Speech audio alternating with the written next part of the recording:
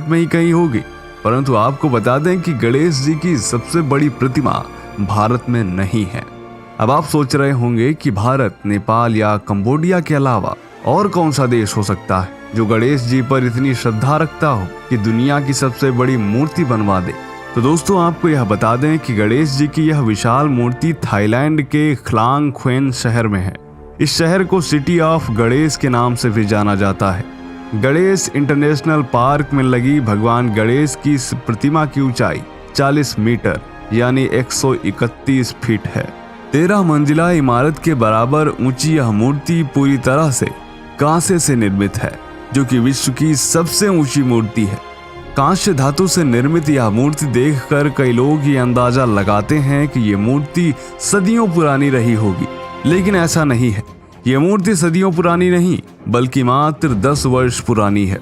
जी हाँ दोस्तों, यह मूर्ति वर्ष 2012 में बनकर तैयार हुई थी। मूर्ति के मुकुट पर कमल का फूल और उसके बीच में ओम बनाया गया है। गणेश जी के हाथों में वो सभी फल रखे गए हैं जिन फलों को थाईलैंड में पवित्र कार्यों में रखा जाता है। इन फलों में एक है कटहल, दूसरा आम, तीसरा गन्ना और चौथा केला है। यह आम को समृद्धि का प्रतीक भी माना जाता है। इस प्रतिमा में भगवान गणेश के पेट पर एक सांप लपेटा हुआ है। सूंड में एक लड्डू तथा पैरों के पास उनका वाहन मूषक बैठाया गया है। साथ ही हाथ व पैरों में आभूषण हैं। इस मूर्ति को कांस्य धातु के 854 अलग अलग हिस्सों से मिलाकर बनाया गया है। गणेश जी की इस मूर्ति को कुछ इस तरह से बनाया गया है कि बड़े से बड़ा तूफान और भूकंप भी इस मूर्ति को नुकसान नहीं पहुंचा सकता। थाईलैंड में गणेश जी को भाग्य और सफलता के देवता के रूप में पूजा जाता है। इस मूर्ति को बनाने में 4 साल का वक्त लगा था। दोस्तों, थाईलैंड में सदियों पुराना भारतीय प्रभाव है।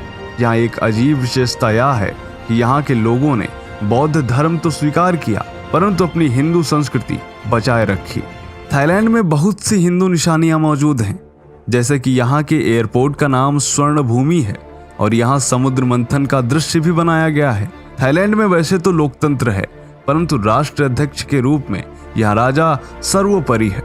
प्रत्येक राजा को राम कहा जाता है। 14वीं सदी में यहाँ अयोध्या की स्थापना हुई थी और यह थाईलैंड की राजधानी हुआ करती थी। इसे स्थानीय भाषा में अयुत्या कहा जाता है। इसी अयुत्या में चाचो एंग साओ एसोसिएशन नामक एक संस्था है जो कई तरह के धार्मिक कार्य और सामाजिक कार्य करती है। इसी एसोसिएशन के प्रेसिडेंट पोल जेन समाचाई वानिशेनी ने तय किया कि विश्व की सबसे ऊंची गणेश प्रतिमा यहाँ लगाई जाएगी और इसके बाद खलांग ख्वेन शहर में 40,000 वर्ग मीटर की जगह तलाशी गई। पहले यहाँ एक पार्क बनाया गया, बाद में यहाँ यह मूर्ति लगाई गई। चाचो येंग शाओ एसोसिएशन ने यहाँ एक सेंट्रल म्यूजियम भी तैयार किया है जो स्थानीय इतिहास को सुरक्षित रखने के उद्देश्य से बनाया गया है। भगवान गणेश की इस प्रतिमा को देखने के लिए लाखों लोग यहाँ आते हैं। भगवान गणेश की यह मूर्ति वहाँ के प्रसिद्ध मूर्तिकार पिटक चल्ले मलाओ ने बनाई है। मूर्ति को लेकर एसोसिएशन का दावा है कि यह विश्व की सबसे ऊंची गणेश प्रतिमा है और अभी तक उनके इस दावे को किसी ने भी चुनौती नहीं दी है। यदि भारत की बात करें तो भारत में गणेश जी की सबसे ऊंची मूर्ति मध्य प्रदेश के इंदौर में है, जो कि 25 फीट ऊंची है।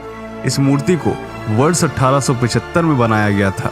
दोस्तों, महाराष्ट्र में गणेश उत्सव भले ही जोर शोर से मनाया जाता है, परंतु वहाँ पर स्थायी रूप से गणेश जी नहीं पूजे जाते। गणेश जी के स्थान पर वहाँ स्वामी कार्तिकेय की पूजा की जाती है, जिन्हें मुरुगन स्वामी भी कहा जाता है। हिंदू धर्म ग्रंथों के अनुसार भगवान शिव ने गणेश जी को उत्तर भारत तथा स्वामी कार्तिकेय को दक्षिण भारत का क्षेत्र दिया था।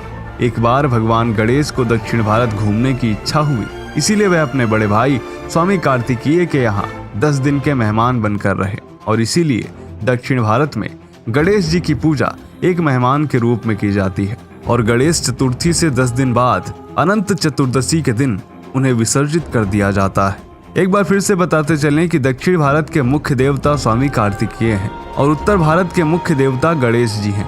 इसलिए गणेश उत्सव का त्योहार उत्तर भारत में अभी तक नहीं मनाया जाता था, परंतु कुछ दशकों में हम सबने देखा है कि उत्तर भारत में भी कुछ लोग फिल्मों की देखा देखी गणेश उत्सव मनाने लगे हैं। उत्तर भारत में गणेश उत्सव मनाना तो ठीक है, परंतु दक्षिण भारत की तरह गणेश विसर्जन करना ठीक नहीं है, क्योंकि यह गणेश जी का खुद का क्षेत्र है वह यहाँ सदैव प्रतिष्ठित हैं।